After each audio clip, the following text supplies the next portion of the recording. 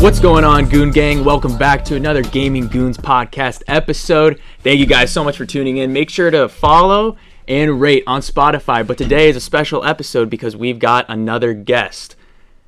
His name is Luke. You want to do the intro? Did you just forget Dan's name? No. I thought you had an intro set up for him. I do. That we're going to get him hyped up. Okay. First off, we're joined back again. We are at full strength. We have the 3 Gaming Goons. And we are on video today. So this is going to be an interesting experiment. We're going to see how this goes. And hopefully we can just keep getting better with every episode. So we're back at full strength. I, Luke, am here.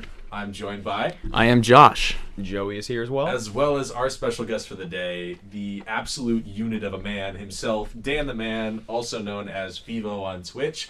Dan, how you feeling? Feeling pretty good. Outside of Josh, completely forgot my name for a minute there. That hurt a little bit. I couldn't think for a second. We're not going to talk about it. We're going to move on now. So what's today's topic, Joey? Well, we're going to talk a little bit about open world games. Ooh, okay. There's a lot of highly anticipated open world games coming out, number one being Starfield. So we'll be Before talking a we- little bit about that. Yeah, before we talk about that, let's start with a base definition of what an open world game is. Yes. So that we can kind of clarify when we get to the games and see if that game is an open world game. Dan, I believe you have something prepared. And video games in open world is a virtual world in which the player can approach objectives freely, as opposed to a world with a more linear and structured gameplay. It just means that you're basically thrown into a big area that you can explore to your heart's However you want content. to, Yeah, yeah. exactly. Basically, if anyone's a huge Sonic fan, look at Sonic Adventure 1 versus Sonic Adventure 2. Sonic Adventure 1, you have an open world. Sonic Adventure 2, you're limited to just the levels. Kind of like a linear progression, like what I think is like The Last of Us. There's almost no open world aspect Yes, at exactly. all. And a game that is massive, sort of like Breath of the Wild, it has everything you need right at the start. It's completely open world. Yeah, so That's kind of let's the take- distinction, I let's feel. Take a quick dive. There's, I believe you have a list somewhere of the top open world games that have already been released. I believe Dan's got some of that too. Is it top by, like, top rated or top So, selling? It's I have IGN's pulled Ooh. up, which isn't going to be the best. It's IG it's not the magnum opus of lists. I think but it's gonna- it'll be solid. Let's I hear think it's it. gonna go more along. I think they do their their lists more along hype and sales numbers than how good the game actually is. But I think it's a really good basis on what's out there right now. 10, they have the Spider-Man Miles Morales, so the most recent Spider-Man game. Horizon Forbidden West. I want to play that so bad. Same. I played the first one. I am not a fan of it. I've played it like 3 times, and I could never get into it. I've just never enjoyed it. I agree with that. And I we had a can hard talk time about like myself. the open world aspect of it and my thoughts on it, so I can kind of tell you why. But let's hear number 8. Number 8 was Metal Gear Solid 5, The Phantom Pain, which fantastic game. It's getting a little dated now, but if you guys haven't played it, that is a great game. Never played a Metal Gear Solid game. I Neither think have I. I got a free copy of that game on Games with Gold for Xbox. Oh, Oh, 100%. Nice. The only reason I got it was free on the PlayStation Store. 7 is Skyrim. I mean, It's got to straight be up. on there. It's Yeah. got to be on there. 6. Fallout New Vegas, Wow. which kind of hurts me that Skyrim is lower than New Vegas, but hey, that's my opinion. Joey's got to have something to say about that because that I is, do. is that your favorite game of all time? It's definitely in my top 3 for sure. It's buy it, get it, play it, now, do it. It's amazing. I love it. We'll Get talk it, a little more got about it, it here in a little good. bit, though. But to be fair, 6 and 7, those are he's both... upset about that. Sheer disappointment. Those in are- Dan's It's voice okay. right now. I've both- heard too much about Fallout from this man. I think Fallout 4 is the best Fallout.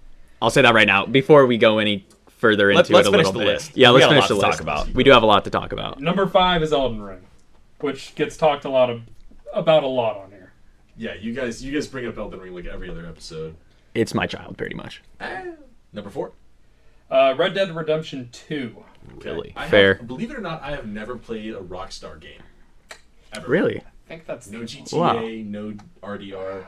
I didn't play GTA, but that's a good segue into the next one, which Number is GTA 5. That's number Perfect. 3 on the list. Yeah, number 3 on the list is GTA 5. Coming up at number 2. The Witcher 3, which kind of Wild Hunt? surprises That's me. The crazy. Wild Hunt, yeah, that surprises Wow. me.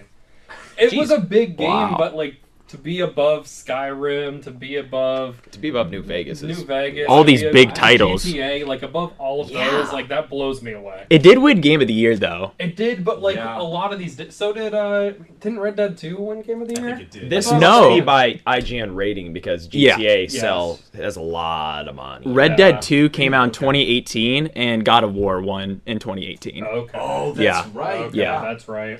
And coming up at number 1, Guys, please, the volume. Legends of Zelda: Breath of the Wild. That's not shocking. That makes No, it's sense. not surprising That at makes all. sense. This Interesting. list was released before Tears of the Kingdom, I believe. Probably, Yes. yeah.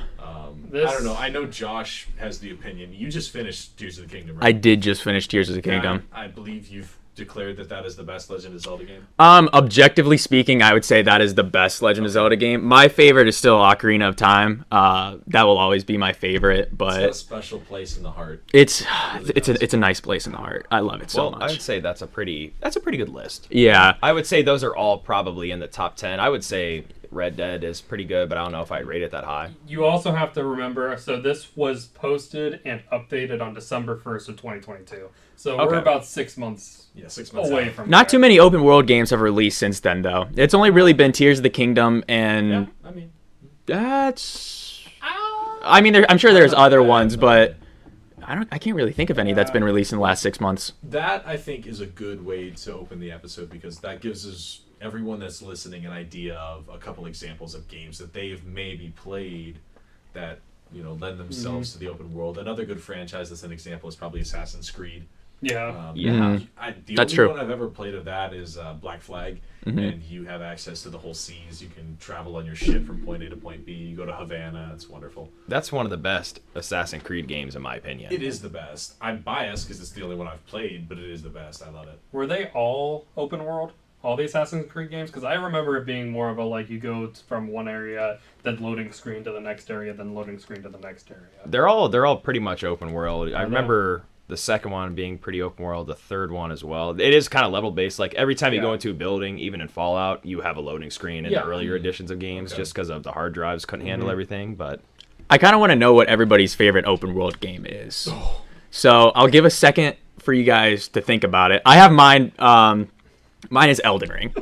Easily Elden Ring. Man, I'm surprising. so surprised. I mean, I talk about it all the time. It is one of my favorite games, probably of all time. It's probably my top 5. It is one of the best progressions of an open world there is, and there's almost no linear fashion. It gives you no real objective. You have to go out and find it, and oh man, it's just so good. It's just so good. That's my favorite open world game. Joey, you have an answer yet? I want to piggyback off of Josh a little bit. I'm going to say 2 because I can't really say 1 because I'm so heavily, like my mind says one and my heart says another. My heart says Fallout New Vegas Okay. and my mind says Elden Ring. And I agree with you for every point for Elden Ring, but I have to put a side note that there's just enough of a little push to get you going where Yeah. the sites of graces kind of point you kind of where you need to go. Right. But you can follow it or you don't have to. And what I like about Elden Ring is that every time you go somewhere, you're rewarded for going there. So you could go to a cave and you'll know for sure that there will be something there. So it'll either be a new enemy or a new weapon or spell. There's something to strive for everywhere you go. I really got to play this game, man. I don't know. I know you have to, but Dan, I'm gonna let you go before me because I have a complete genre shift from the two of yours. So. I kind of do too, but that's just because I'm not a big open world gamer. I struggle Okay. with a lot of those. The only one that I continuously still play, and have restarted and played again is Pokemon Scarlet and Violet. Big Pokemon guy. So I'd have to say that's probably my favorite open world game because that's the only one that it's like, I don't know, it's Pokemon, but like completely in the open world, go do your own thing, find Pokemon wherever you want rather than be stuck on the route system. Yeah, that's a wonderful example because Pokemon kind of Yeah. gives you that nudge as well. You know you need to earn badges and progress, but it's also you can look for shinies, you can do this, you can do that, you can do whatever you Yes. want. so I don't know much about like Violet. What was it? Scarlet and Violet? Yes. I don't know much about it, but what makes that better than Arceus? Because I know Arceus is pretty big on the open world aspect. Arceus was more along the lines of, okay, you go to the gate and it gives you like 5 or 6 different areas you can choose to fast travel to, and then you're dropped into an open world. Whereas Scarlet and Violet was you walk out of your house and you just go. I see. Okay. More along the lines of like how Elden Ring did it, or how Breath of the Wild did it, where you walk out of the cave and you're just there, go and do your own thing. You see I that gotcha. mountain? You can go there. Yes. Yep. Yes. That's okay. My pick is also my favorite game of all time. I've played it like 6 times, and it is a complete genre shift from all 3 of yours, and that is Mass Effect 2. I knew you were going I to say think that. that's the biggest snub that was not on the top open world games list from IGN. IGN, get your crap together, man. IGN is not a reliable source. So while we're on the note of Mass Effect real quick, Yeah. I don't know if I've talked to you about this before, but have you heard the indoctrination theory for Shepard? Yes. I don't want to get too deep into it, but there's a fan theory out there where Shepard has been indoctrinated by what is the race called? The Reapers the whole time, so he's kind of being mind controlled by people the whole time, but they don't really tell you if he really was or not, and you kind of get that at the end of it, and he has like visions and stuff in the third game. Mass Effect 3. We don't talk about the ending of Mass Effect. I'm getting goosebumps. I need to get back into Mass Effect. Mass Effect 2 is the best of the 3 games, and it's not even close. Like gameplay wise, Mass Effect 3 has a little bit of an edge, but Mass Effect 2 is the best in terms of story, in terms of progression. It's just wonderful. The suicide mission at the end. Oh, We don't talk about Andromeda though. No. what is that? Exactly. Yeah, that's what Yeah, I thought. I made it up right now. Magi recently started to get back into that, but just one more thing about Mass Effect so we can move on. Yeah, The go for first game is really fun when you like can use the Mako and run around on planets and roam and stuff. Do you remember that? That is the objectively the worst part of the game. Joe. I just think it's cool because of like space exploration That's fair. aspect of it. But when you're trying to 100% the game, it's so exhausting. I've spent so many hours just driving around random freaking planets in the Mako. Yeah. I bet. And then oh my gosh, if you don't have the Legendary Edition, which is the one that came out I think last year, maybe 2 years ago, if you don't have the Legendary Edition, it doesn't auto-save as frequently as it should. So you can get like 7 different key points and locations, get the resources, you're completing side quests, and then you die one time and it all goes away because you're so used to auto-save. Jeez. Yeah. And then you got to replay the entirety of the world that is an uncharted world that has nothing to do with the main plot, by the way. And I just got to spend another 30 minutes in the Mako. So Jeez. I cannot agree with you, Joey, there. Fair It's enough. just That's fine. so- 2 That weeks was their the own. Spaceman Joey thing to say. Anything Yes. space. Everything space. Hey, talking about space and planets and all this, let's talk about one of the biggest open world games possibly of all time, No Man's Sky. Sky. Okay. I just want to hear your guys' thoughts because I know that when it released, it was a pretty unpopular game and it Awful. flopped. Absolutely. But Absolutely. I've heard it got a lot better. It has. I played about, and this is all I've played, I played about 2 or 3 hours on it about a year ago. Same. And it was a very well put together game. I just didn't have anyone to play with. Yeah. So it was like, okay, I can only build so much in a 2 or 3 hour span. I'm like, okay, cool. I'm going to hop in my ship. I'm going to take off. And I explored space for a little bit, and I was like, that's enough of this game for right now. Like, it was solid. It was good. I just didn't have anyone to play with. So I was like, there's nothing that's motivating me to stay on. Do you think a downfall of the game is because of how big it is? Do you think that's... I think the Plays in downfall it? of the game is the downfall of most games that are releasing right now, and that's that it came out a quarter of a game. It came out not finished. Everybody bought it, got hyped about it, and then it wasn't a finished game, so nobody played it. And so now that it is done and it is a really good game, you have those people that came back and were hyped about it and came back and played it. But that magic of the brand new release of a game is gone. I agree So with like that. it's a complete game. It's a fantastic game. It's Yeah. just you can't. It's hard to play now. It's like the PC port of Batman Arkham Knight. When that came out, it was broken.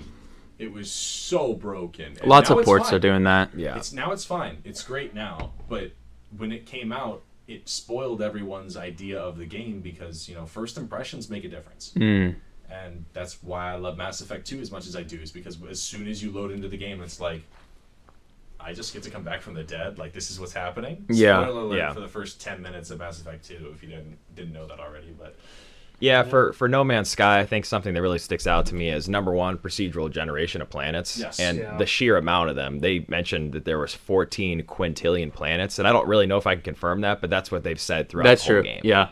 So each planet has quote unquote unique species, but they're all like if you see a T-Rex, they're all variations of a T-Rex. Yeah. Different colors, Right. maybe a wing on it, so it's all the same. Like Right. The point of the game is to explore. Yeah. And it kind of gets boring after some time, in my opinion. That's fair. Yeah. But I remember one more when thing before we move on. It forces you to do the prologue before you can do anything else. So you have to spend a few hours just playing the prologue, and that killed me right there. I was done. Yeah. I remember when it first came out too.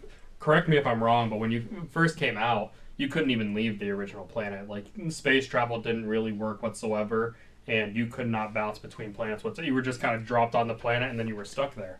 Nothing really. At that point, I'll just go play Subnautica. Yeah. Yeah. Hey, that's oh man, That's a good mention too. that's a great open world. I love that game. Yeah, I've played.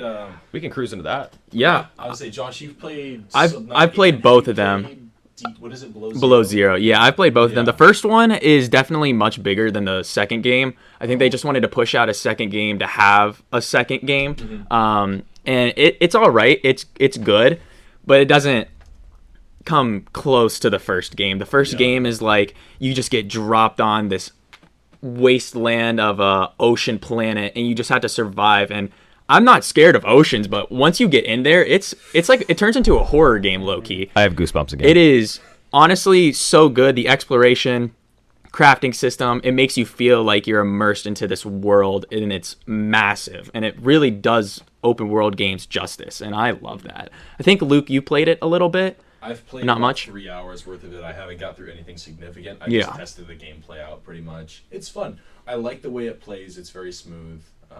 I don't have much to say past that. Yeah, we'll probably do an episode on it eventually in the future, but I am glad we touched upon that because that is a great open world Yeah, game. once I've caught up on the backlog of games that I currently have built for myself. I agree. And it's going to get even bigger with the Steam Summer Sale here in a minute. Dan, have you played Subnautica? I've watched the entire thing all the way through, but I haven't played it myself because I don't want to spend the money. So you watched a Let's Play fair. on it? Yes.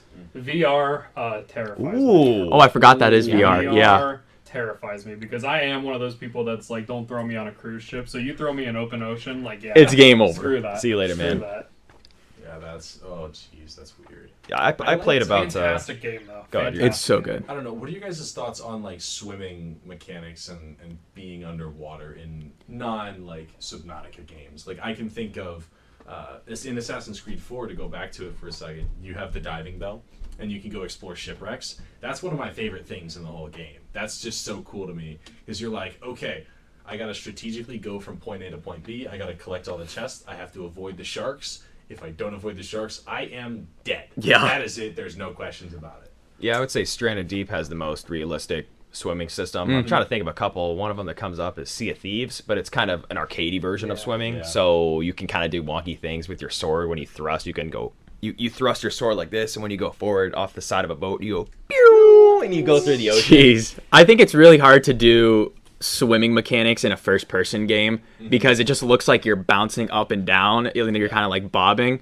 Third person, it is a lot more easier to do because you have more animations to work with. I think it is a little tough to do because water mechanics in general are just tough to nail. Yeah, it either looks like a piece of crap or it looks majestical. That's why There's no in Fortnite does between. it so well. Yes. Which game? What? Fortnite. Oh, When I'm swimming honestly though, yeah. when I'm swimming through the waters of Fortnite and just bobbing up and down like a dolphin, Yeah. it's so good. wonderful. That's how I swim in real life. Like it's as realistic as you can get. Teach me your ways. I'm thinking of like Dan, like shooting up out of the river and just going like like a dolphin. like a dolphin. It's like Well- the Adam Warlock. It's all in the scene. leg. Oh, the flying. all legs and core. Well, so we don't stray away from the open world too much. Let's talk about what makes a good open world. Yep. How would you establish what makes it good and what makes it bad? Well, everyone knows I am a man of progression. So You're I aware. like it. My definition of an open world game would be, I have it quoted here in my Go for notes, is you walk out the door and you say, wow, this is going to be crazy. Because I feel like in every open world game, or at least a majority of them, you start in a small room and it closes you off to the outside world. Yeah. And a big portion of it, like right after when you get out of the prologue, you open up the doors and you see a beautiful world in front of you and things that you're like, wow, I want to go over here. I wonder what that is. I want to see that. Oh, there's an enemy roaming in a patrol in front of me. What do I do? Well, I have to go out and do something. Yeah. So they kind of push you out and say, go have fun, you know? Yeah, for me, the mark of a good open world game is when I'm spending time somewhere and I notice something that's not in the game that I want to go explore. It's like, I wish there was more to do on this specific planet, this specific city. And to keep with my theme of Mass Effect, that is the Citadel. Every time I'm on the Citadel in any of the 3 Mass Effect games, I'm like, okay, I wish more of this was open so that I could explore more, because it's just so fascinating. Yeah, true. I Dan? completely agree with that. Give me a mix of both. I agree with Joey, though. Give me some sort of progression. Give me something to work towards. Don't give me, like, Red Dead, where if I die on my horse when I'm exploring, I'm just trapped where I am and I have nowhere else to go unless I want to spend an hour traversing backwards. Like, that's fair. Yeah. Give me a consistent, like, okay, I go here, I have something I can do. Let me go in here. Oh, there's treasure in here, and like make it interesting. Make it so that it's not just a continuation of reskinning. Like, oh, okay, I'm fighting goblins in here, so I can go up on the hill and fight goblins here, and then go down the hill and fight goblins here. Yeah. Like, give me something that a little bit different. Give me a sense of progression and make it fun. Yeah, that's Josh. I'll let you go first. I'm gonna go off of that again. Progression, I think, is massive. I need to feel like I'm accomplishing something and getting towards something, like a goal. I know I'll use Breath of the Wild as an example. Go for it. Right when you get right out of the door, your objective is destroy Ganon. It's not go other places. You could go straight to Ganon, or you could go and like find other things to help you accomplish that goal easier. So it doesn't tell you like go to these temples and do this. It tells you destroy Ganon. If you die, oh well, figure it out, get better, get good gear, go at it again. And I think that is a big part of it. I think another aspect, this kind of goes into what makes it bad, is having a really good narrative. And this is the reason why, is because when you have a good narrative, you're playing the game for the narrative. You're not playing it for the world and trying to explore the world. There's a good kind of mix in between. Like, you can have a good narrative and also have a good open world, but if I'm attached to these characters, I'm not exploring the world to get good gear because I want to. I feel like I have to do it for the narrative. Yeah. And I feel like that kind of plays a big downfall on some of the good open world games, but you can throw as much into the world as you want, but it can still feel empty if there's nothing to work for. If there's no story behind it, if there's nothing, like, you feel that attachment towards the character you're playing. Yeah. A really good example of that in a game that I've spent a lot of hours is Batman Arkham Knight. When you look at the different games, you have Arkham Asylum, Arkham City, Arkham Origins, and then Arkham Knight. The only one I haven't played is Origins, but the only one with the Batmobile is Arkham Knight. Now, the Batmobile is really cool. It's awesome to use. It's really fun. But the problem is they have side objectives that require you to use the Batmobile, and it's just, you have to, there's mines scattered across the city. You have to deactivate each mine. There's like 24 mines. You have to do the same thing 24 times. So you have that, and then you have to do chase sequences, and it gets really frustrating when you're doing the same exact thing, copy paste, and it gets a little bit harder each time. It's the repetitive nature of it. Yes. That's kind of what I was going to say with Horizon Zero Dawn, is because it's more linear, but then in the open world, it's like the same reskins of the same robot dinosaurs, and I don't want to keep fighting that over and over. There's no point to it anyways. So I think, to piggyback off you a little bit as a narrative, I think what makes it critical is to have NPCs with a lot of depth. For example, in all Bethesda games, for the most part, you run up to an NPC, they might be happy, sad. You can change their emotions. They give you a side quest. They help you progress the game. But so you're working on your route to a main quest, and then you get distracted by a little boy that runs up to you and says, help, help, help, I'm getting attacked, and there's a guy chasing him, and then you end up getting on a side quest because you feel for the little kid. Yeah. And you help him out, and it's like, well, do I want to help him? Do I want to take his loot? Do I want to wait at nighttime to steal his blaster pistol and stuff? That's fair. Like, we must save my family. Yeah. One thing with Elden Ring is that it's like your goal is to become Elden Lord, and there's not really a story behind that. You go out and find the story between like lore. Every weapon has like a certain lore, and you can just go on it.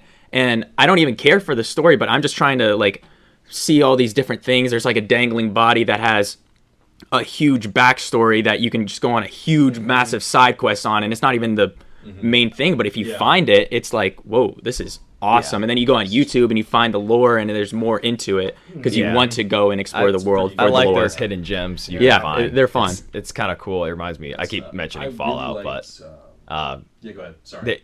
You can find little notes all over. And I remember this. I'll say one more thing. You can find like a note somewhere. I think it's in Fallout 76, and I remember finding it with you. And it's in the Nuka-Cola plant factory. You can find a note, and it says some guy, they have a group of people, they're testing a new product, Nuka-Cola Quantum.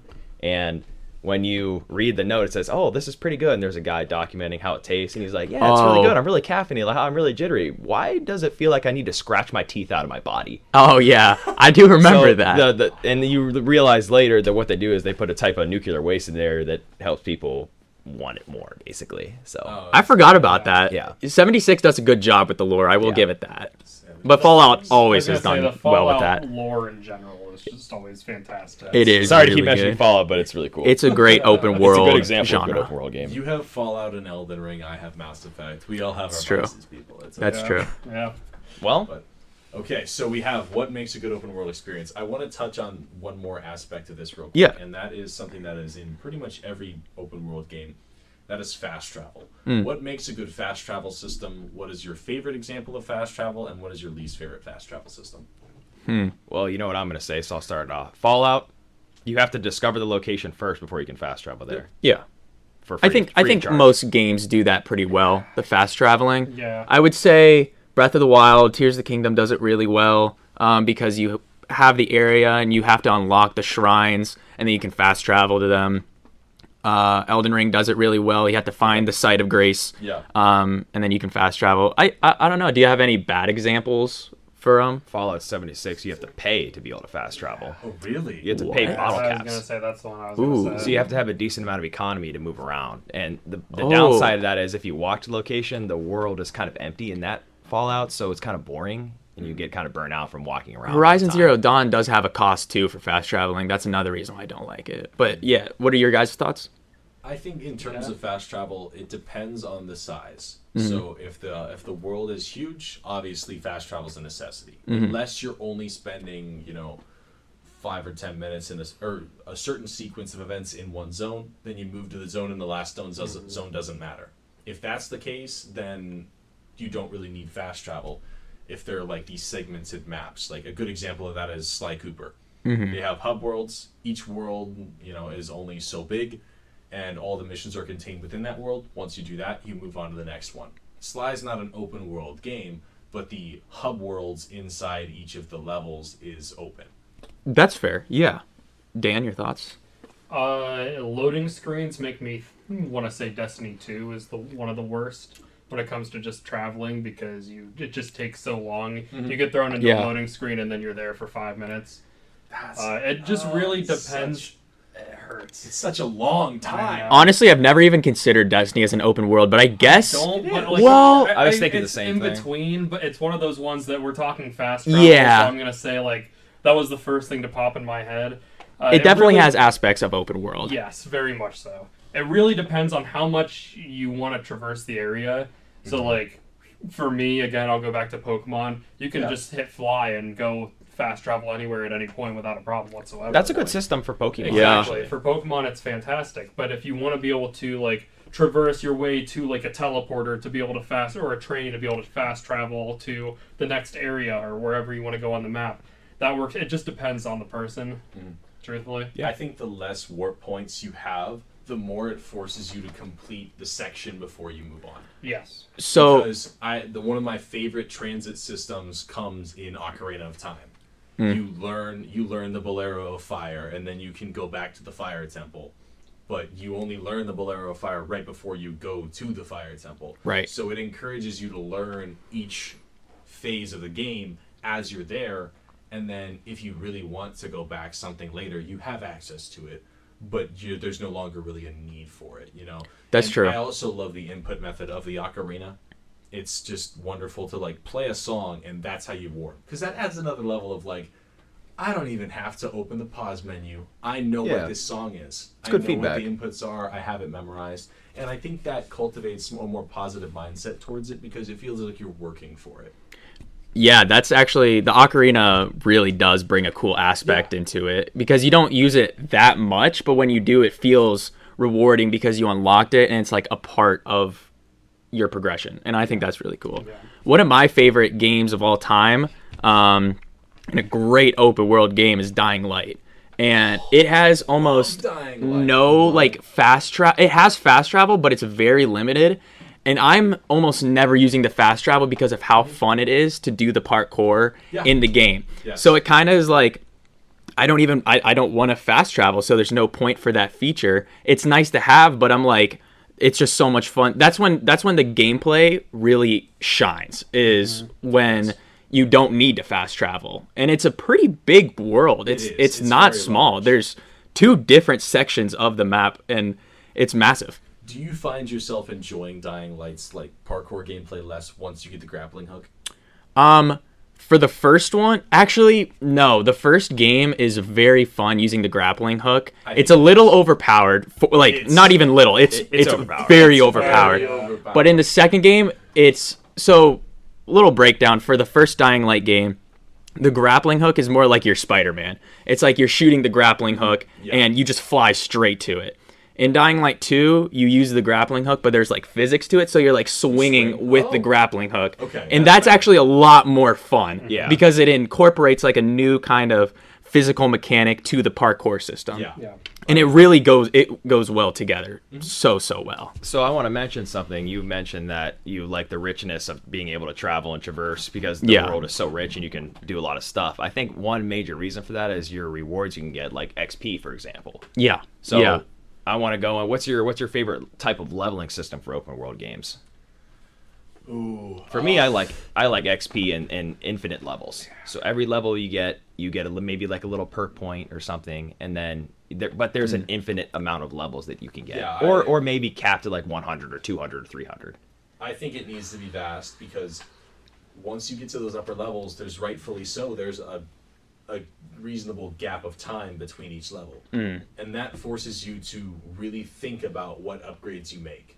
If you get a new level every 10-15 minutes in a game just because it's a hack and slash and you can just get every ability in the game, it's like there's no reward, there's no good dopamine hit or feeling because you get that upgrade versus like if I play what little of Skyrim that I have played, when I upgrade something and I have the ability to like lose less lockpicks because they break less often, I'm like, this is amazing. I need more abilities like this. No, 100%. 100% exactly what you said. Yep. There's not really anything else I can add to that. I have 2 systems. First, since I was just talking about Dying Light. Dying Light's like, if you use the parkour system, every movement you do gives you a little bit of XP. So every time you're moving, you're getting XP. So it kind of encourages you to use the parkour system. Yes. And also, anytime you are in combat, you get XP points. So it kind of levels off. But I think a great one that does it well is any From Software game is Dark Souls and Elden Ring. Once you beat an enemy, you get a certain amount of runes that you can level up, and it feels great because you spend maybe 2 hours trying to beat a boss and you're like, oh, I finally did it. Now I get to level up and I get to use a new weapon now because of that. Yeah, it feels good. It feels good. And that's what I like about that. They do feel like they've mastered it. Yeah. They do feel like they've mastered that system entirely. Yeah, I do think that you do need to have some sort of like a level cap. Like I don't want it to be a consistent, like make yourself like completely overpowered. But then in the same breath, I don't want to like progress past the things that I get as well. Like give me the ability to upgrade like the weapons I get. Like if I get a weapon in the first 10 minutes of the game and I'm like, man, this feels really good, I want to continue to use this weapon, allow me to like level that weapon up to progress with it as well, rather than like, okay, I have to drop this weapon to pick up this other weapon to use in the meantime until I find another weapon that I really enjoy. Good until at least mid-game. Yeah. So then do you like durability? I cannot stand it when I get a weapon and I'm like, I really like this weapon and it's obsolete 2 levels. Oh, that's true. Yeah. That's so frustrating. That is. It's like I'm now used to this weapon and now I can't use it anymore. Unless I go through the crafting system, which is the next point I want to get into. What are your guys' thoughts on crafting systems in open world games? Do you think it should be you pick up the item and that's it, and that's the strength, or should you be able to craft, make modifications like Dying Light? I think you should be able to have the base weapon and make modifications. What I was going to say with durability, which actually helps with this point, is I'm not a fan of durability unless there is a repair mechanic. I think a repair mechanic is vital because kind of like Breath of the Wild, Tears of the Kingdom, you have a weapon, it breaks, that's over. You just explored that whole area and now it's gone. You can't use it anymore. Elden Ring is good because you get a weapon and it doesn't break, but you can level it up as you progress with different somber stones and different smithing stones. So yeah, I definitely think there needs to be some sort of modification system with it, but definitely if you have durability, have a repair system. Joey? Yeah, Thoughts? I agree with that. I was gonna say Fallout again. There was a game I played recently and I don't remember what it's called off the top of my head, but I want to say Will to Live, but it's not Will to Live. Oh man. But anyway, there's a mod I have for it, and it's like a super, super, super in-depth system for weapon modifications for guns. You're talking, if it's dirty, it won't even operate. You have to like hone your gun like it is a sword. Like after every battle you have, you need to lubricate your weapon every single time. Kind of like that, but not like that. But that's kind of what it's like. This game.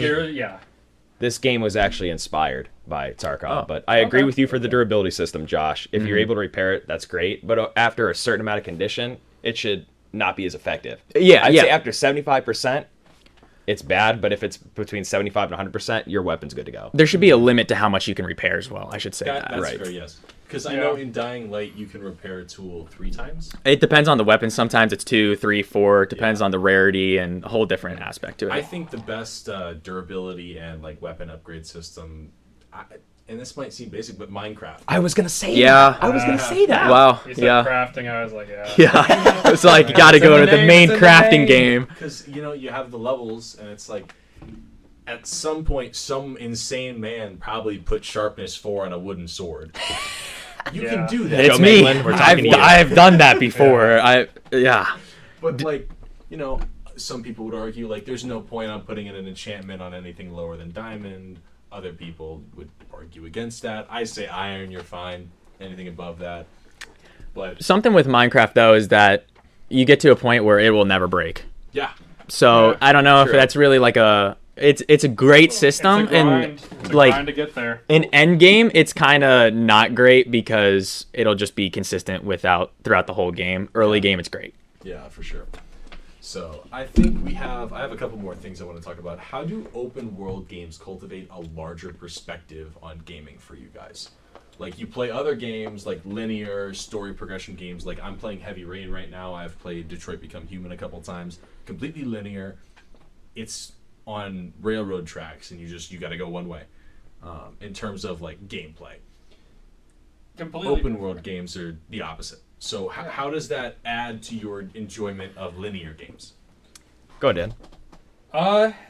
It's hard to compare. It really just turns into what you're feeling, because then you can throw competitive games into that too. Yeah. Because it really is just kind of like, do I feel like trying to beat other players at a game that I've been grinding for my entire life? Do I want to sit there and listen to listen to the story, pay attention to what's going on in my surroundings, or do I want to just go out there and do I want to explore the world?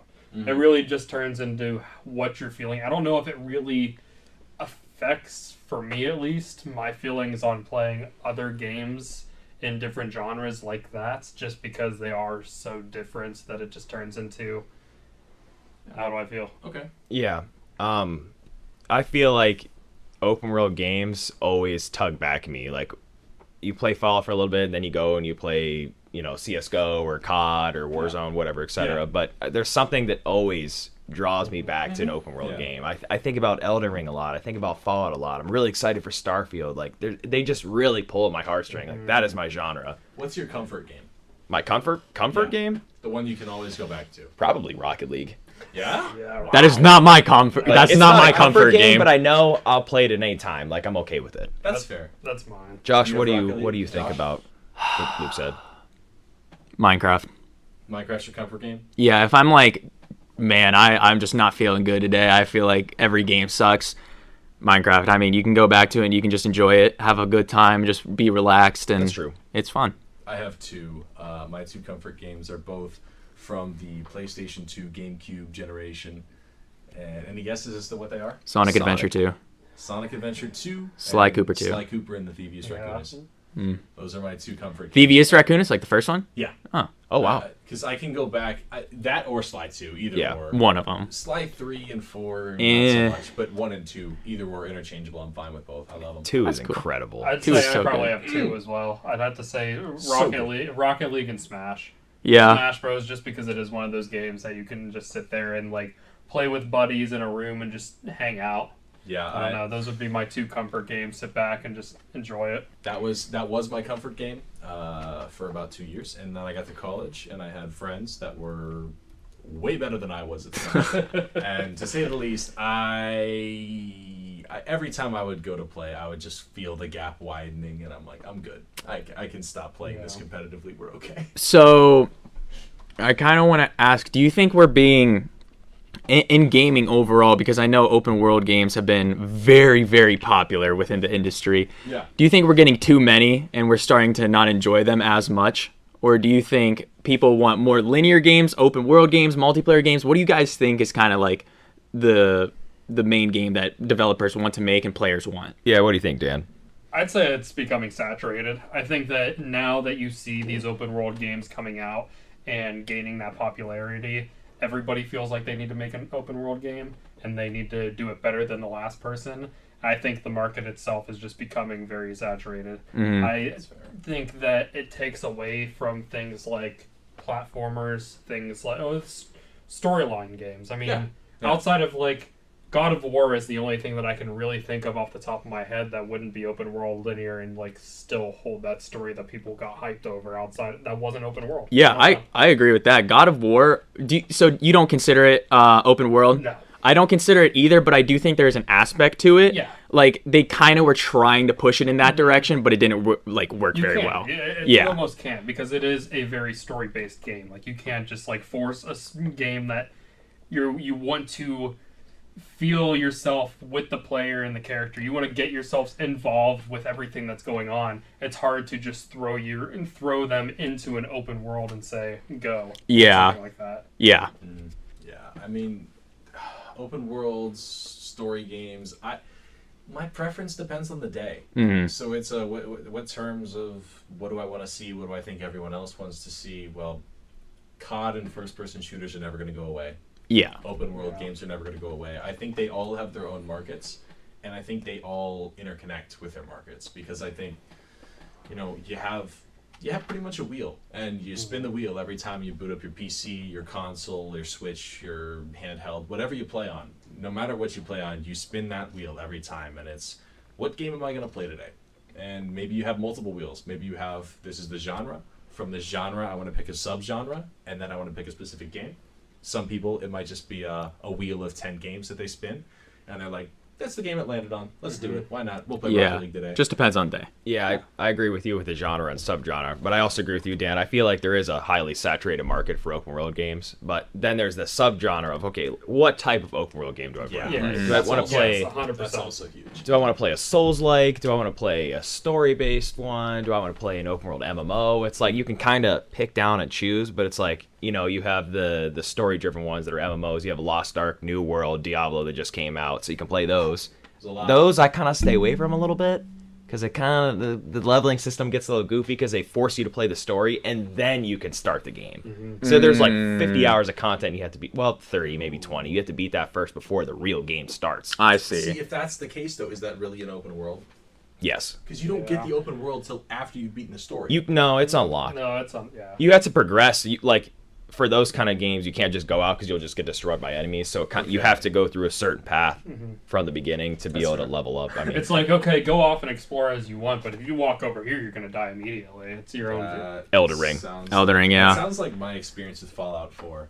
I wanted to explore way too early, and I can't remember where I went, but I went somewhere, and I'm like level 5, and have no upgrades, and I walk into this place, and I'm like, am I looking at a 40 on those guys' level? Is that what I'm looking at? I think that's what I'm seeing. people That with is the video no feed bueno are right there. lights have Oh my malfunctioned. We're having a Technical difficulty. technical difficulty. That's That's all right. I just thought it'd be. I think one thing I forgot to mention, Luke kind of brought it up pretty well, is that I don't think the open world, it can't be one level overall. There has to be different like sections of the world that has a different Like difficulty kind of thing. Yeah, kind of. Like Breath of the Wild kind of has a level scaling, but it's between its enemies, not the world itself. Elden Ring has like Limgrave, and then it has Caelid, and then it has all the upper stuff. It's by and the region. Yeah, it's by the region, and you can definitely tell there's a difficulty scale within that, and I think that's important as well, so that you can strive towards a progression within your character itself. What do you guys think about difficulty sliders?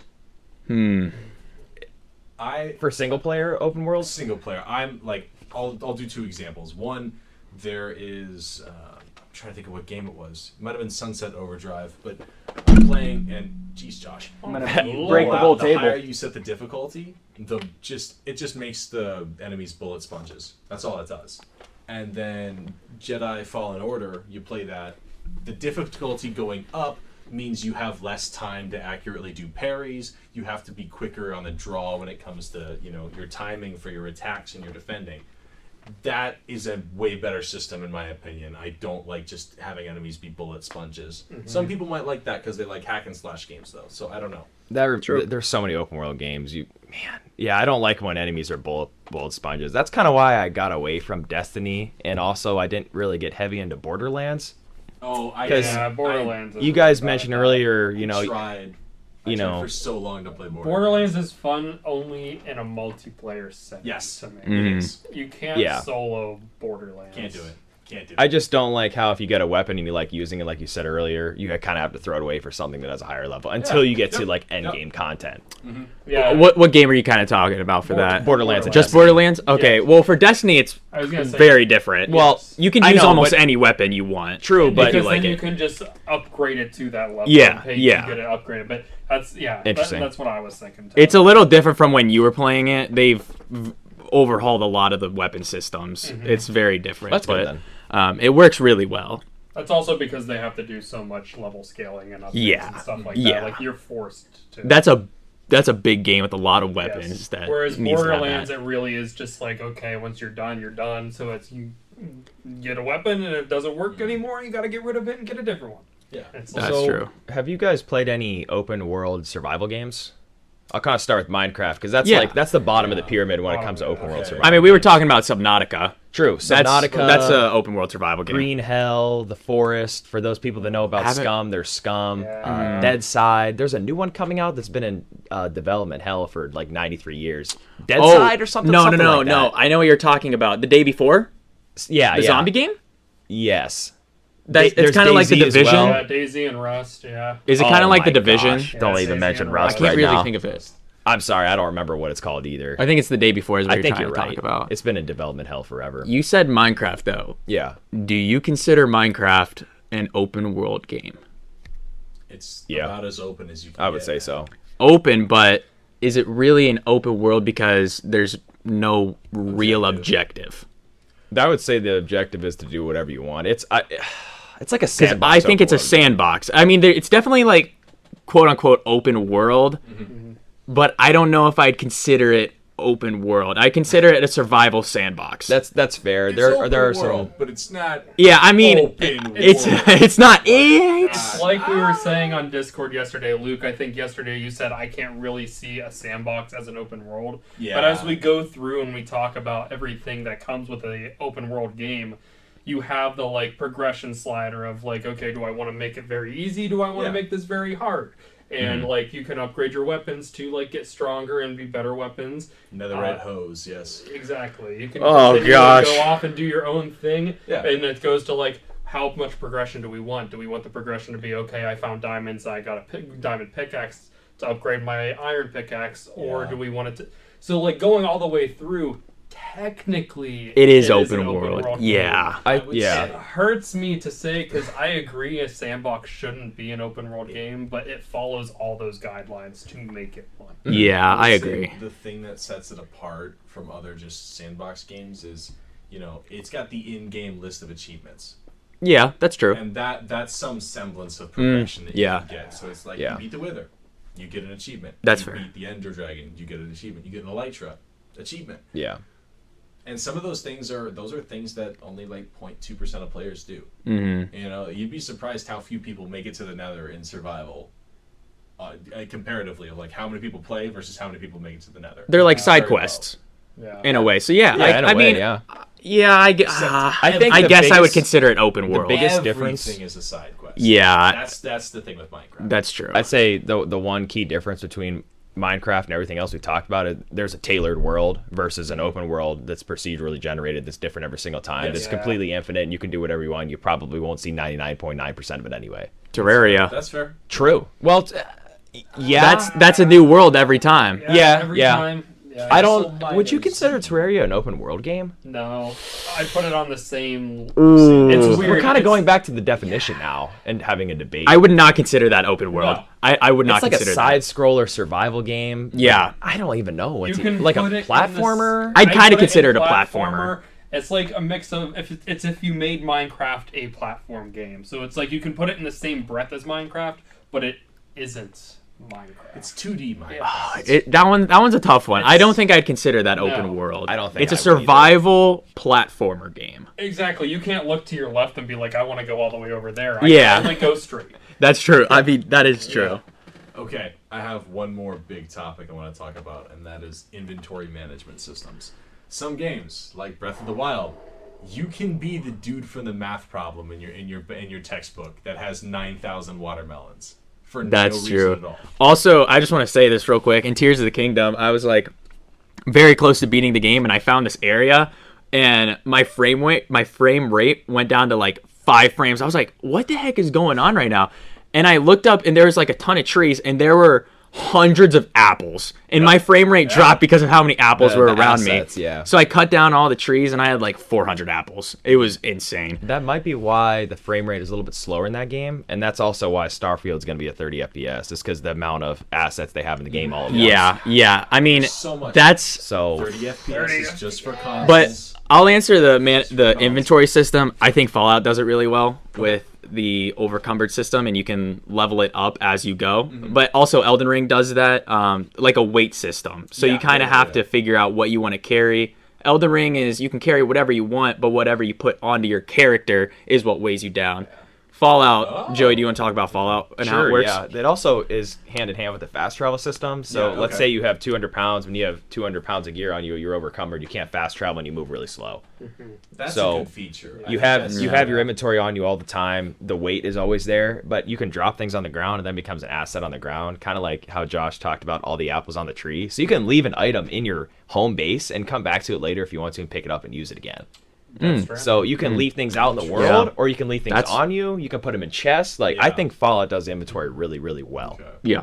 I'd say that's like how Death Stranding does it, where if you carry too much on your back, like you're going to be waddling around you a lot slower. You can't traverse as well. Like, yeah. Tell me a little bit about that game. I haven't played it or even seen Yeah, it. I haven't heard- played a lot of it, but I watched a lot of it solely because of Vincenzo and Johnny. They Okay, yeah. loved that game. Johnny, that's like Johnny's favorite game. So I watched a lot of it, and it really does. I mean, to me, it's walking simulator. That's I what could- I've heard a lot of complaints To about. me, it's just like I could never play it because it all it is you get you're a glorified mailman. You grab a bunch of stuff, you put it on your back. The heavier the stuff on your back is, the harder it is to traverse the area, and you eventually get this little bit of a car or buggy that you can traverse the land a little bit with, but it's not very well.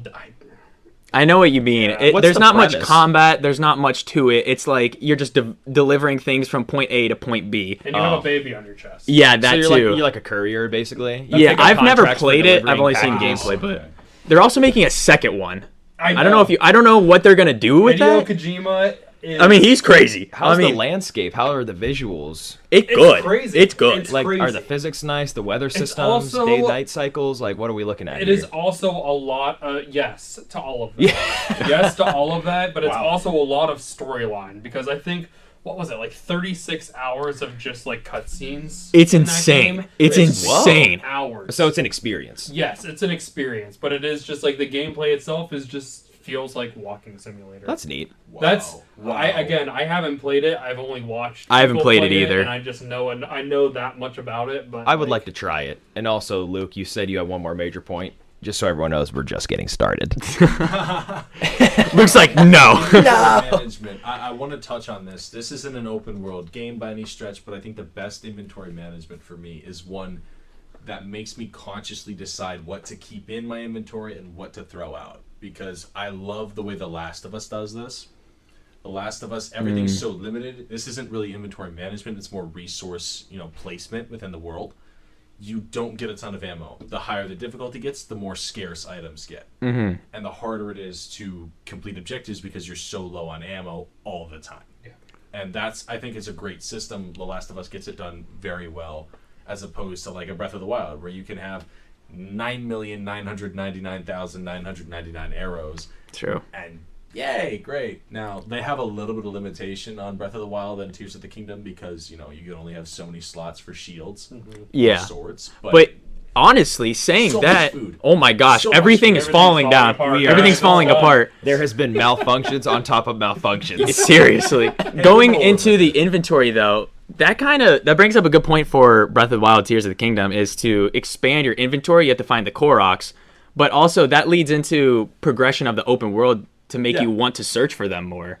So I guess that is another incentive to be in the open world. Yeah, Luke's gonna try to figure out the lighting system. We're gonna try to figure this out. I'm gonna piggyback on what Luke and Josh were saying here. Luke mentioned if you have like 999 items, it's kind of like you play the game so much that the open world almost becomes a sandbox game. Yeah, and I'm getting goosebumps again for the third time. Tears of the Kingdom almost is a sandbox game. We got the lights back it is on, everyone. Crazy. Let's give a round of applause for the lights. They're probably gonna fall down again, but watch the video feed on YouTube, guys. They will fall down again. What we're talking about. So, how do you guys want to move on to another topic, or are you guys good on the inventory system? Yeah, if you got one, go for it. Sorry. Go ahead, you're fine. Oh yeah, keep going. I need to talk. We need to talk about Tarkov's inventory. Okay. Oh, so I don't know. I don't know if I would consider an open world game, but for each map, I would say it is kind of open world. It's a mission based extraction game, kind of you get loot in the game and you bring it back out with you. Very, very hardcore and very hyper realistic. Okay, so to the inventory system. When you go into a raid, you can find items that you can bring back to your hideout, whether it be weapons, food, stimulants, health items, etc. You bring it back with you, but as you get more stuff on your person in your raid, you become super, super heavy. You're slower, louder, and you're more of a target. So you need to kind of figure out what gear you want to bring with you, how light you want to go in as, how heavy and geared you want to go in as. Do you want to go in for loot, or do you want to go into combat or PvP, basically? So, and there's some missions in between there, and if you get certain missions completed, you can get rewards from it. So Tarkov's pretty good with the inventory system. You kind of have to play Tetris when you get back to your base, though. Yeah. Kind of like DayZ. Yeah. And I don't know if H1Z1 does it or anything like that. Because everything has to fit like geometrically into your bag, right? Yeah. Yes. So you can rotate your weapons. You can rotate everything that you get to kind of fit. Like if you have everything is on a grid, so if you get something that's by like a 3x6, and you have to have it face like one way to be able to fit all of your what's something that's shaped like I'm thinking of a specific weapon. Items that'll be shaped like an L, like a hatchet or something like that you can kind of like snake something in there. It is just Tetris. You play Tetris with your inventory. It's kind of like a mini game. As much as you can. They make the inventory system like a small mini game, but it's frustrating in the middle of a raid in Tarkov when you're like in combat. You need to loot something, and you're trying to loot a body. Hurry up, and you start filling around. You get greedy, then you die. You know, it's kind of funny. Yeah, the new the mini games. Yeah, go for it. What's our favorite mini game from an open world game that we've played?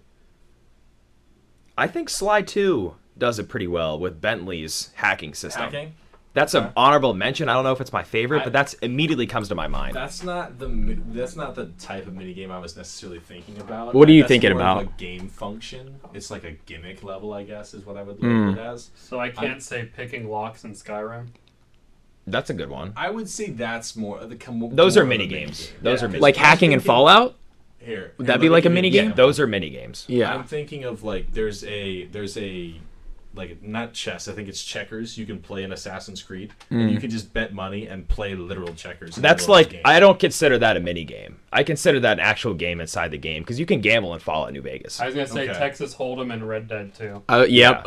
Well, I guess it is. I've heard people say that. Yeah. I guess it is. I would say it's a mini game because it's it's a small facet of the game. That's not the main focus. It gives you no added value except maybe some monetary gain to your economy, and that would be it. I would say in Dying Light 1, there's a secret area you can go into. It's like a pipe, and you play the first level of Mario from the very like original game. What? And then you get like a paraglider from like the squirrel suit, pretty much.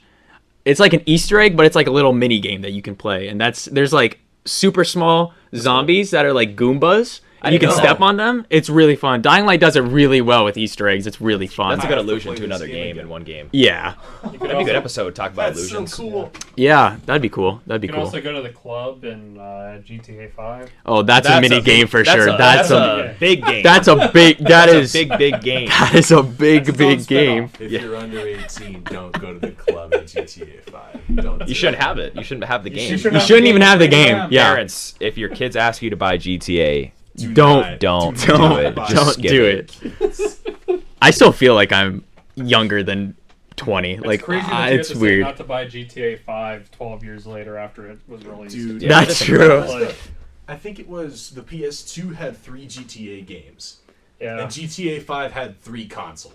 Yeah. Yeah, that's true. That's true. That is It's wild. It's crazy to me.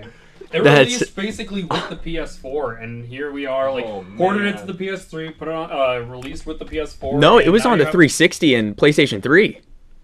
Was on It came out in Oh, 2013 you're right, because it was like right between when the new Oh my gen. god, you're right. It was like right in between. Oh, no. It released with Xbox 360, PlayStation 3, Xbox One, PS4, and then Xbox Series X and S Oh. and PS5. Guys, It hurts. That's GTA crazy to me. 6 Imagine never gonna GTA come out. 5 being on like the PlayStation 2 or something. Yeah. That's GTA insane 6 to is me. never gonna come out, That's just guys. San Andreas, They're just gonna but- keep re-releasing 5. That'd be cool if they could downgrade ports of. I've seen that.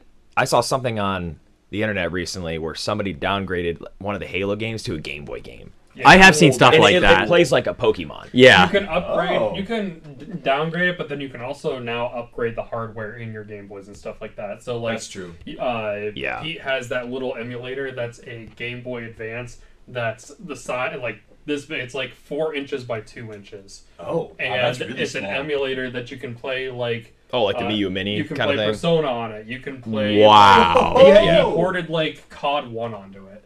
Like you can play That's like so COD 1 cool. where you can just like you can't use grenades, but you can like zoom in. Oh, and, like, that's do- crazy. That's like That's playing cool. on the DS, like call it Yeah. on the DS. There's That's a lot of Don't retro insane. consoles now. Black Ops on the DS. Oh my goodness. Oh. oh my The gosh. worst zombies experience in the It's history of not. gameplay. It's not good. It's so Back to sad. open worlds. Back to open Yes, worlds. back to open guys. worlds.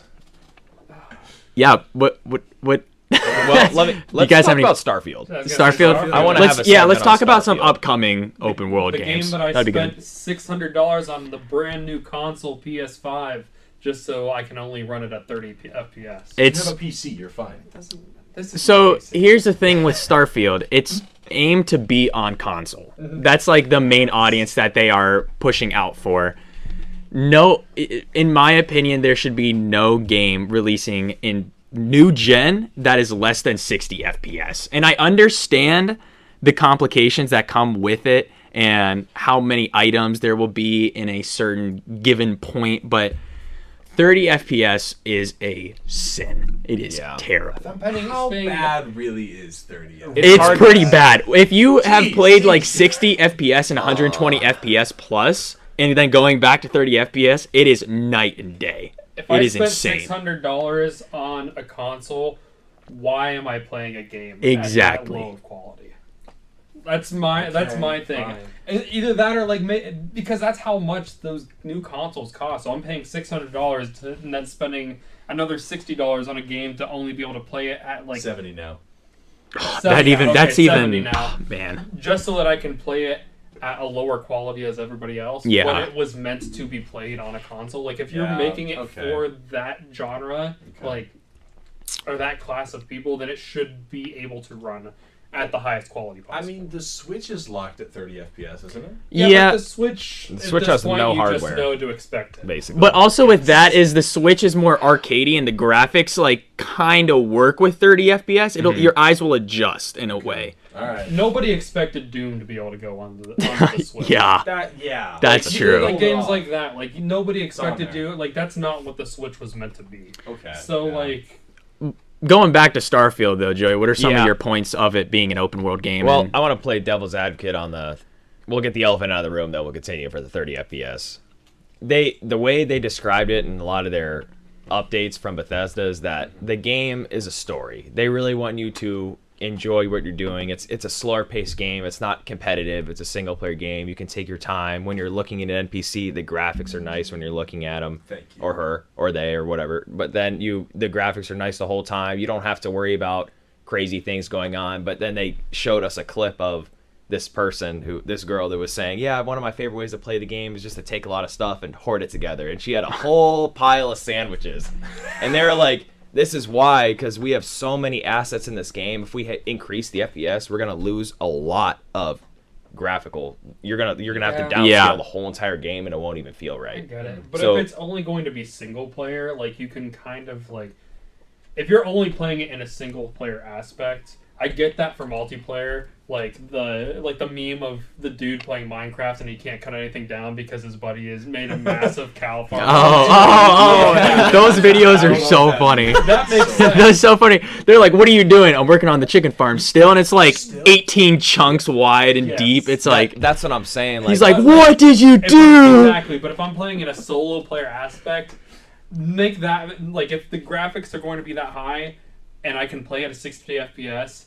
Let me shoot myself in the foot by grabbing 500 sandwiches and hoarding them. Yeah. Like, that's my Let me do own it. fault. That's my Yeah. own fault. That's To always be- been the problem with console gaming, though, because you can't really choose what you want. You play this resolution and that's it. But for PC, you get all the customizability you want, and then later, I bet you mods will come out and it'll run perfect. To be fair, though, Bethesda games, I don't think have ever been less than 6 or more than 30 FPS. That's true. But I think they could get away with it. I just don't think they want to. No. They are outdated, They kind of really- like Nintendo. They I cannot. agree. It's really strange. They So- can't buy Nintendo's stuff, man. I Did mean, you guys yeah. watch If any? you don't stop buying it, they're not gonna stop selling it. I got to keep buying the stuff though. I know. All right, saw moving some on from points? Nintendo, because that has nothing to do with open world gaming. That's right now. fair. It- That's listen fair. to I mean, I could A go little on bit. and on, but Some yeah. of the best open world games. Yeah, right. Joey, what were you going to say? Ship customization. Have you guys seen any gameplay or Yes, trailers or anything? a little, So cool. little bit. So cool. The shipbuilding is the most modular thing I've seen in a game. It reminds me of Space Engineers, and I don't know if you guys have ever heard of that. It's a Steam Yes. game. You can build your ship. It's like block-based, kind of like Minecraft or other games. But you can do anything you want. You can design it however you want. You can build it however you want. It can be big or small. It doesn't matter. You can have several ships. That's pretty Crazy. cool. It is awesome. You have like complete customability. Customability? Is that? Customize it. I think- Customizability, yeah. You have to get the resources, I think, to be able to build it. So depending on how much you might have a small ship in the beginning, but you might have like a huge frigate by the end of the game. Wow. And I don't know for Sounds sure, glorious. but I think you can assign crew members to autonomously run that ship for you and have resources go across. That's the world. cool. You're right. I'm pretty So- sure, yeah. That brings me into my next thing that's going to blow you away is you can recruit people and have them work in your outposts to gather resources for you, and that can be compiled. And what I hope is that they'll automatically load up ships for you, and you can assign a pilot to transfer materials back to your main base. That seems Yeah. very grand. Yes. So you run your That's- own mafia. that's- Like, I'm telling you, I'm getting goosebumps for the fourth time. This is going to be the game of the year. I don't think it's going to flop. do it right, I'm not The 30 going FPS to is the get only excited thing. for another game before its release ever again. I know. After Cyberpunk, I'm Not done. yet. There's Is that what 1,000 you? players. That's what you brought up. Had Cyberpunk I- on his laptop for I- 30 minutes. So people are saying, like Joey is saying, Starfield is going to be this great game. They said they were working on it for like 25 years, which is Yep. weird. Concept. But Conceptually. but I think it's going to flop. And the only Stop. reason why I Get think outta this here. Don't is you do because that. Don't you do that to me right now. because they are overselling what they are talking about, and they are going to not. Underdeliver. They're gonna Oversell and underdeliver. underperform, I don't yeah. know. They're, man. they're gonna underdeliver, and it's gonna be a No Man's Sky situation where they're saying it's this massive thing, and then it's this. It's just. I just can't see it. It might be really good in the future, but they're gonna release an developed product, and everyone's just going crazy, and it's just not gonna work. That's I exactly don't what think I it's gonna. thought. I Did don't you think play it's gonna work. Fallout 4? Yeah, Did yeah. you play Fallout 3? I played a little bit of Fallout 3. So I think personally, Bethesda makes the best single player games. And I think Wow. some of the best. Obviously, I love Elden Ring. Obviously, I love Elden Ring. Before you go any Takes further, are coming out. I'm just Before you saying, go any but- further- sure, go ahead. Naughty Dog. Okay, I could go with that. I never got into Uncharted as much as you guys did. That's true. That's true. And And I Santa don't really Monica, like but the linear games either, though, as much. That's I fair, do too. like the open We can world go back style, to so Nintendo That's fair. that like completely thrives off of single player games. that's those, also those true. are like really cinematic true. experiences, though, too, as well. Yeah. I think so. At least for Yeah. Uncharted series. Sucker Yeah. Punch. Don't forget about Sucker Punch. They really only got Well, Ghost of Tsushima. Yeah. Ghost of Tsushima, Yeah. Infamous, Sly, yeah, but that's not like one of their best products. You have to admit. Good, man. It's good, but like It's really in the good. general Are we gonna public, metaphor? not a lot of people know of Sly Cooper. No, they don't. They don't really know. Problem. That's Ghost a of problem. Tsushima is their best Cool. product, and I haven't even Agreed. played that. I will. Yeah, that almost won Game of the Year. They're making a movie over that. I'm just agreeing with him. I Yeah, will die on this hill as many times as I need to mention Sly Cooper in my lifetime. I will do it to get the most amount of people to know about this franchise. until we get the movie, I won't So stop talking about it. good. It is. Until is we get really Sly good. 5, the movie that's already done, by the way. Yeah, and the I know. TV show that has, I think, 50 episodes completed. or Something insane. Just release it. I- Okay, please, just release it. I want okay? it so That's all bad. I want in this life. It is- I want you to remaster the games. I want a lot. I'm willing to settle. Okay, we can haggle. We can do Pawn Stars, whatever you want. Best I can do is a remaster. We'll call it. That's fine. So Just give me something, something. please. I don't want to deviate from open worlds or all of that too much. I know Sorry. Joey still wants to talk about Starfield, and I do too. Well, yeah, because we it is can going to move- be massive. we But can talk about Starfield a little bit more, but now that we're on the topic of it, I Mm-hmm. just want to go through and mention our favorite developers for open world games real quick. Since I mentioned Bethesda and From Software for Elden Ring for me. Mm-hmm. We'll just go around real quick. Josh, what do you think? We'll give you a second to think. Yeah, What- give me a what do- second. What do you think? Oh, best developer. I really like BioWare. Okay. BioWare's got some great games. Mass Effect being, the protege of the company, but they're Magnus Corpum.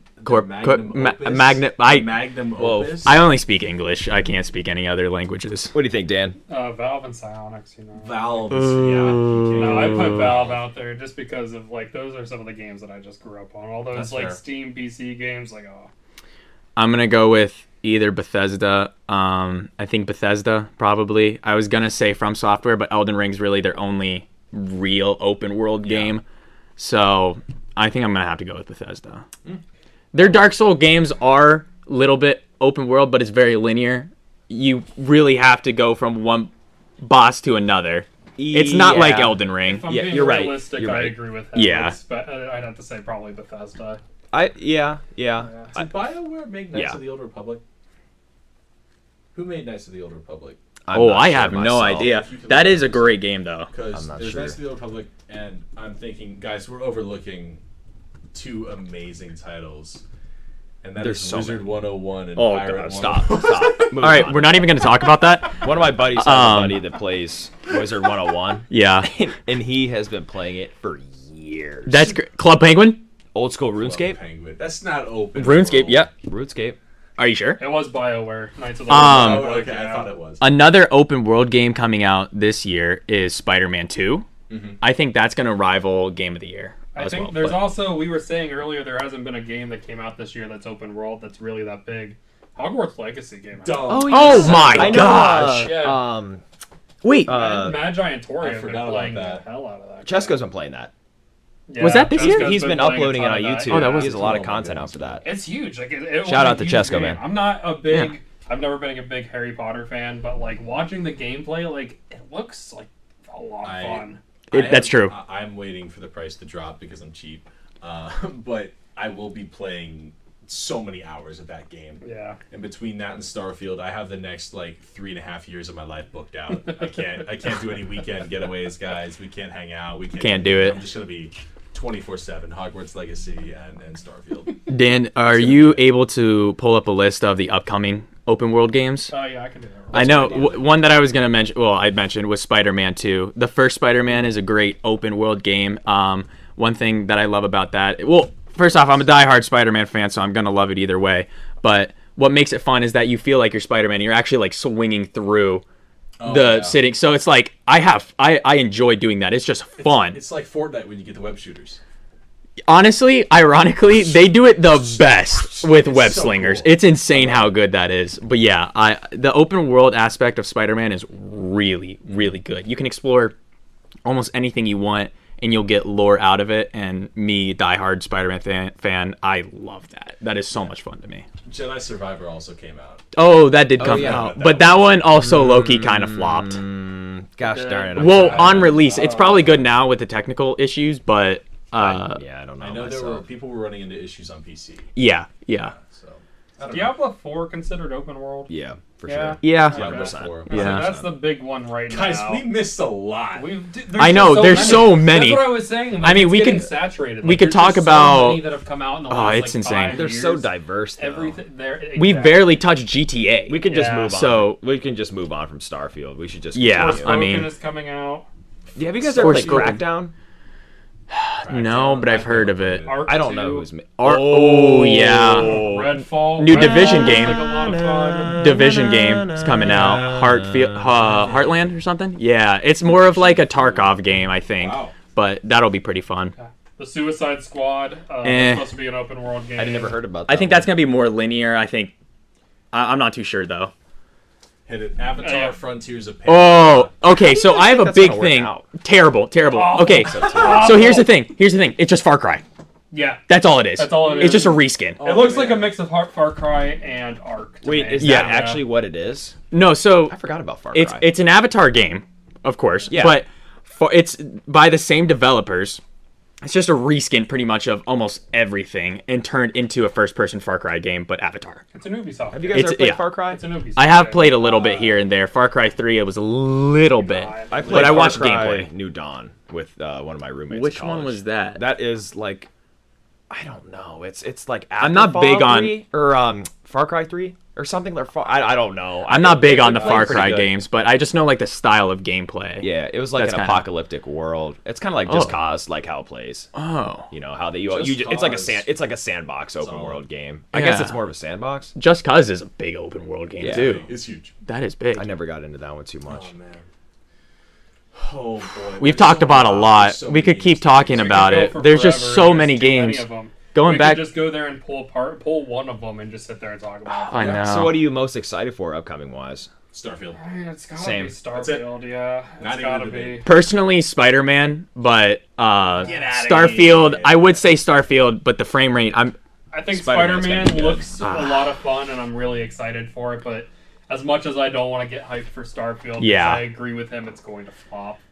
I am excited for it. I am excited for it too. It's just I don't want to get too excited about it. I am just Agreed. I can't do It's that. just all the games recently have just not been releasing well. I really it's hard think- to put your hope in something, and I don't like pre-ordering things at all anymore because Yeah. of that. I agree. I really think it started with No Man's Sky with the underdeveloped games, and we can talk about that in another Yeah. episode because that's massive. But No Man's It really Sky, started with No Man's I think Sky. the one that really sealed it for me was Cyberpunk. Yeah. Another one is Anthem. I don't know. There's Oh, that was supposed to be like the game of the century, You should have and people slide were saying about that that. about Starfield. Yeah. I Slide. still want to. Oh my It God. started Oh. with No Man's Sky, then it went to Anthem, and then they just shoved the stake into our heart with Cyberpunk. Like, it was just like, okay. The worst part about Cyberpunk was they delayed it for so long.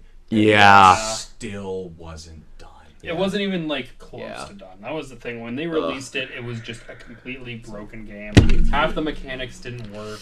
Makes me so angry. It's that one meme. It's the well, I don't want this. Well, then why did you ask for it? Yeah. Yeah.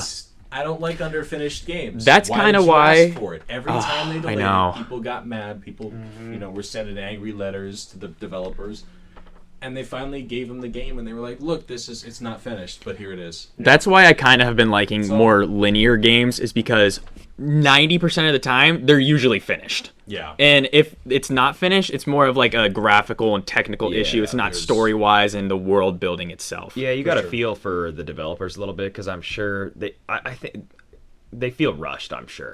I think they're getting a lot of pressure on them to be able to produce material, and they're just not really able to do what they want to do because they're set on a deadline. I've heard, from different podcasts that some developers are frustrated. I don't feel bad for some developers. Ubisoft, Some I don't feel bad. I mean, like the individual people Yeah, I mean, I get that. and like the teams. Sure. But yes and no. It's different scenarios for Like- everyone. But I think there's a huge push just to grab money these days. Yeah, for like Ubisoft, they push out an Assassin's Creed game like almost every single year, and it's almost the same game every single year just because they're trying to push something There's out. no originality. It's like COD. No, yeah. They've I was developed gonna the say Call of exactly Duty. like COD. It yeah. is exactly like COD. There's two ways you can go now when you're making games. You can hype up a game and release it half finished, or you can reskin the same game with better graphics every year. If they put as much Yeah. time into marketing, Yeah. Yep. The marketing. 2K Yeah. and COD, or you Update the can rosters, make me add sad. one new feature. That's the recipe. For That's 2K. true. We'll talk about that next. Our next Yeah. guest will be my old college roommate, Ben Wheeler. He will be joining us for a sports episode. And he is also the host of his own podcast, but we'll get into that on that. Yeah, we'll get back. Yeah, we'll get into that. Well, we could keep going on with this. I think for- I'm okay with the conversation. I think I'm done. Yeah, I mean, I think I've said everything I wanted to say. yeah, But me I too. would like to mention to everybody that's still listening, thank you very much. We all appreciate it. But also, we have a little announcement. Go for it. We have a partnership now. We Woo! do. So we're actually partnered with W Energy. We haven't tried it yet. We're still waiting on some stuff. We're gonna review it and let you guys know about it. I'm not gonna plug the code yet or anything. I'm not gonna even give you guys a taste of what it tastes like until we try it. We want to taste it first. But they claim it's jitterless energy, so we'll Jitterless try it out. energy. We're- Just something to look forward to. And So, another thing, yeah. I don't know if we could mention it. what's up? Hit it. We're trying to work on some merch, so if you guys yeah. would like to have some merch, let us know. It's in its early stages, but We're working if on you it. would like it, let us know, and Yes. we can make adaptations to it Yeah. as needed. So Yeah, true. there's a lot of things to look forward to. We've got a lot of things planned. We're leveling excited. up. This, everyone, has been episode 15 of the Gaming Goons podcast. Open World Games, Feet Vivo. Dan, before we leave, would you like to plug your channel or anything? I'm streaming. I'm on a little bit of hiatus right now, but I stream on twitch.tv/Vivo. It's F3_VO. And my Twitter is same thing, F3_VO. Hit me with a follow, and thanks for having me on, guys. We really appreciate it. you Yeah, being it was a lot on. of fun. It was awesome. It's been a good time. So, everyone, you. thank you for tuning in. Check us out on our socials. We have TikTok, we have Instagram. YouTube Shorts should be going up here within the next couple of weeks. We're trying out video. Hopefully that goes well. We appreciate you guys. We love you. And we'll see you guys next time. Goodbye. See you. But